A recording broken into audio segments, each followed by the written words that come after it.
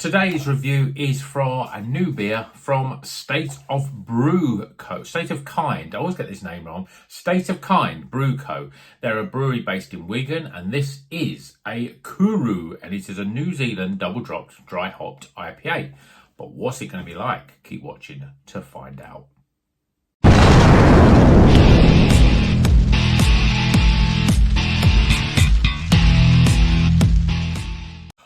Welcome back to Rocker's Beer Review. Today we are going to State of Kind of Brew. State of Kind Brew. State of Kind Brew.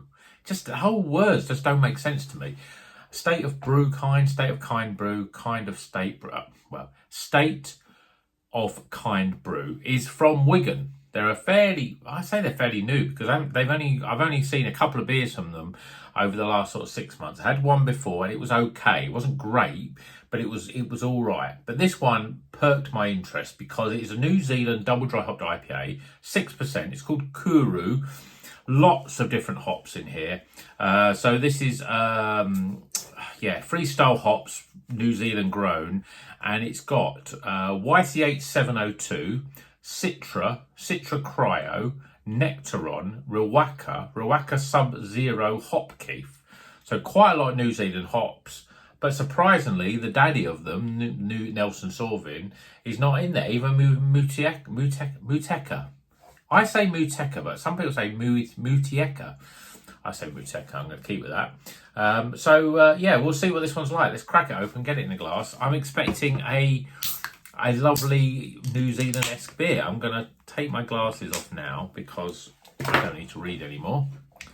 Pour the beer into the glass and see what we've got.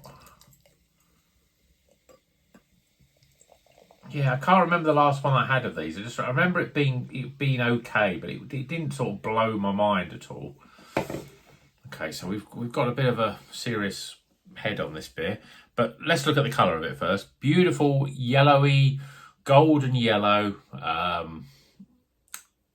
Looks quite custard looking. Probably not overly custardy, but it's definitely on the right level, I think, certainly for a New Zealand IPA. We've got 2 fingers of, I'd say, I don't know, it looks fairly compacted to some extent, but if I look at it around the edge, there's lots of loose bubbles, so I don't think that's going to stick around that much. But let's see what the aroma's like. Oh, it smells incredible. It smells just as you would expect. Lots of that sort of crunchy sort of apple and pear. There's grapefruit in there. There's gooseberry, there's melon, the kiwi fruit, the guava, all that sort of stuff. Oh, yeah. Smells really good. Nice and fresh and zesty. Lemons and limes coming through. I'm looking forward to this. Cheers, everyone.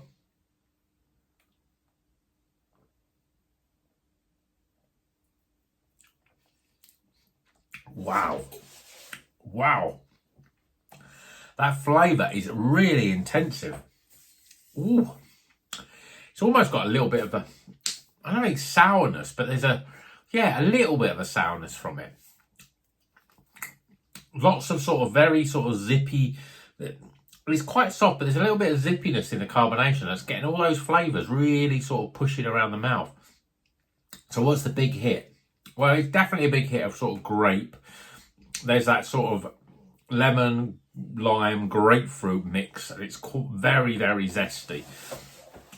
You're getting, there's a little bit of melon coming through.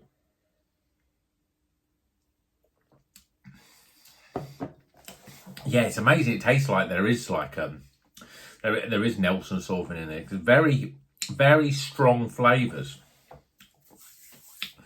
Oh, it tastes like a New Zealand IPA, basically. But in terms of flavour, it's an intense hit. As soon as you take it, you go, wow, that's intensive.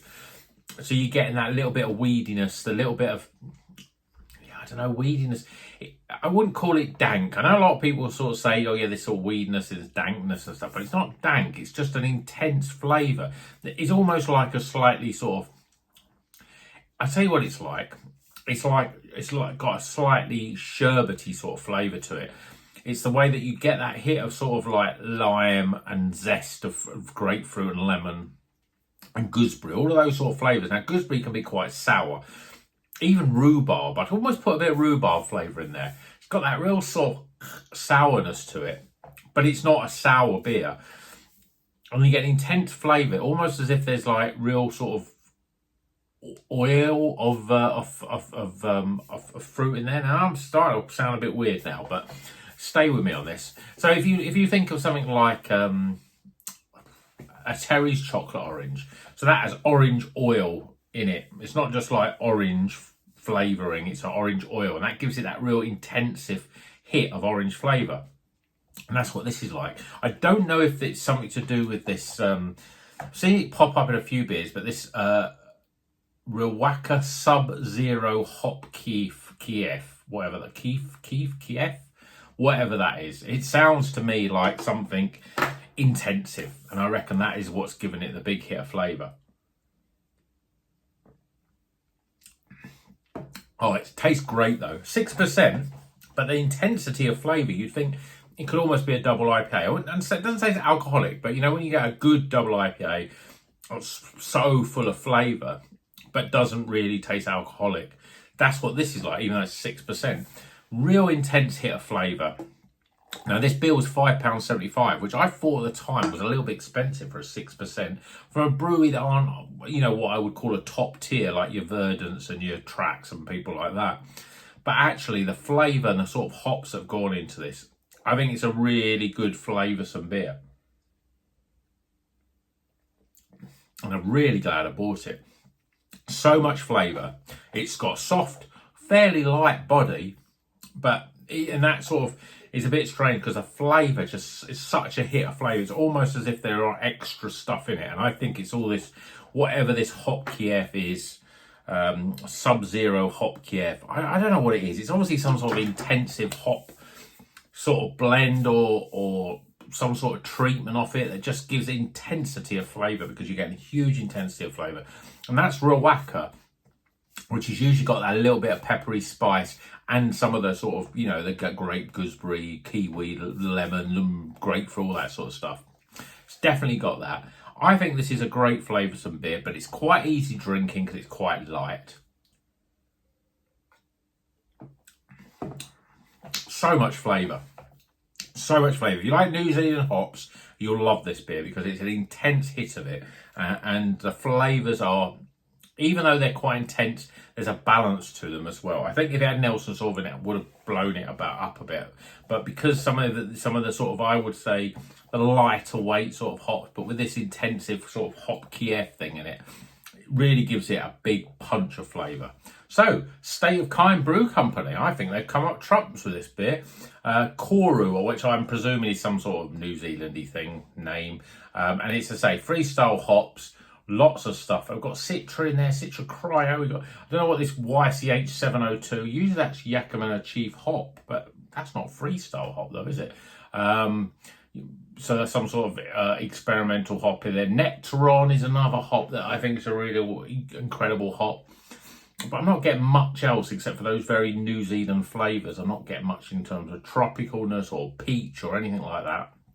And to me, it's all about sort of lemongrass, grapefruits, lemons, limes, gooseberry. They're the real big hitting flavours. But it's pretty good. It's got this sherbety flavour. I think it's a good one. So let's get some scores.